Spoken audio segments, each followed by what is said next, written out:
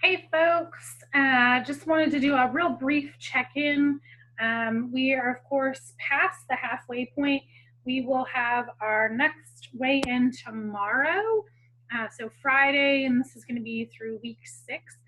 But I've heard from a couple of people who felt like they were struggling, that motivation was waning a little bit. They were finding it difficult to keep tracking and were looking for a little inspiration. And so, whenever that happens, my encouragement to you would be to revisit the goals that you started with. So, if you'll recall, way back in September, we started this and we were talking about what your goals were in our initial coaches meeting for what you wanted to accomplish throughout the next 10 weeks. So my challenge is to those people who may be struggling a little bit is what brought you here in the first place. Excuse me. For many of you, probably the most important thing was to lose some weight. For others, maybe it wasn't necessarily about the weight, but it was about finding a different way to eat or perhaps a different way of exercising. But I would encourage you to go back to those goals. Hopefully, you kept a copy of those that you had written out for our initial meeting. And then again, it might be worth spending a little bit of time talking about the pros and cons. If you've made some changes in terms of eating and exercise, what are the pros and cons of both of those things? There are pros and cons of even healthy things like trying to lose weight or making changes with your diet. The cons, of course, are it's a pain in the butt to have to track food or to make different dietary choices, especially if you're eating out or if you're with your family and they are eating other things. So it can be useful to write down the pros and cons, but think back to when we began and what those pros were. Feeling better, regaining maybe some portion of your health if you've had some negatives in that capacity. Feeling better, having more energy, a long-term investment in being around for your family and friends. And then in the same vein, are you on track? Everybody had a goal for what they hoped that they were aiming for in terms of weight loss at the end of our 10-week challenge. If you were pretty consistent, most folks could expect to reasonably lose between 1 to 2 pounds per week. Here we are in the week 6 range. So if you haven't lost around 5 or 6 pounds by this point, it may be time to do a reality check and see if you've really been doing everything that you can. And if not, now it's probably time to buckle down and finish strong. Not just for the sake of this challenge, but again, if weight loss is your goal, what are you doing to accomplish that goal moving forward?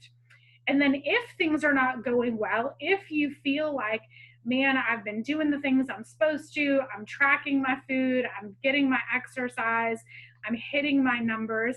If you're not doing those things, or if you are doing those things, but you haven't seen at least a half a pound or a pound of weight loss each week, let me know.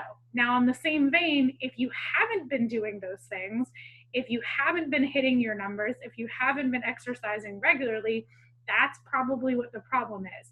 But again, if you feel like we need to touch base and spend a little bit more time on what you're doing, just let me know. Probably a conversation to do outside of weigh-in, so that way we have a little bit more time. Please don't hesitate to reach out. Now, the other thing I just wanted to talk about was the fact that your numbers should have changed by now. So if we revisit the macro calculator, so our calories and then our protein, fat, and carbs, remember these are the numbers that we used back in the beginning to estimate how many calories we need and how many of those calories need to come from protein, fat, and calories. So again, the whole goal of tracking is to get close to those numbers. Top priority, stay within your calorie budget. Priority 2, hit your protein, and then worry about the fat and carbs after those two things. So if you have consistently been doing that, doesn't have to be every single day, but you're getting close most days. Keep in mind that if your weight loss has slowed down a little bit, then it's time to reduce your calories. The numbers that we created at the very beginning are not going to be still representative probably of what you need to do to lose weight. So as we continue to lose weight, if we want to continue that, we need to continue to reduce our calories a little bit. This is not a situation where we want to slash and burn, where we want to go from 2,000 calories to 1,500. That would be extreme and be a great way to set yourself up to be very, very miserable. So if you have lost some weight, 5, maybe 10, some of you are pushing up on the 20-pound mark, and your weight has started to slow in terms of weight loss, it's time to recalculate those numbers and push them down a little bit. Remember, as we lose weight, the numbers that our calculation are based on are going to be different. So say, for example, we started at 197 for our initial weight. Now in week 4, say that person lost 7 pounds, so now their weight is 190, and you'll see that you're going to have a small but noticeable difference in terms of calories. So instead of around 2,200, now we're a little under 2,100.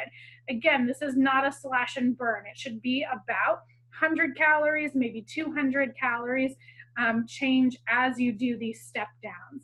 And again, now in week 6, say this person has dropped a little bit, and this should actually be 187, not 190. This number here is correct on the bottom. Go back. And what we want to do is recalculate that number.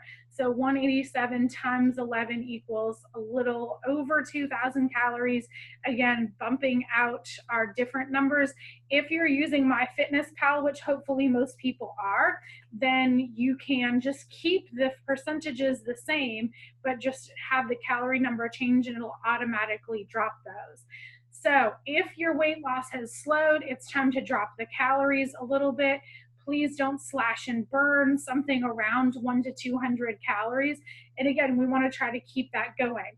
The reason that some of you were saying in the very beginning was like, wow, that sounds like a lot of calories for my starting place, is that the intention is that we have to continue to step down. If we start too low, where are we going to go from there? And again, if you're consistently losing weight at a rate that you feel comfortable with, if you're consistently at least 1 pound and you feel good with that, then don't make any changes. And then once the weight slows down, adjust down. You can ride out your current calories as long as you feel good with what's happening. Some of you may be able to ride these a little bit longer, but when things start to slow down, we're just going to have to bump it a little bit. So do keep that in mind. Now is a great time to kind of recalculate those numbers, plug those into your MyFitnessPal.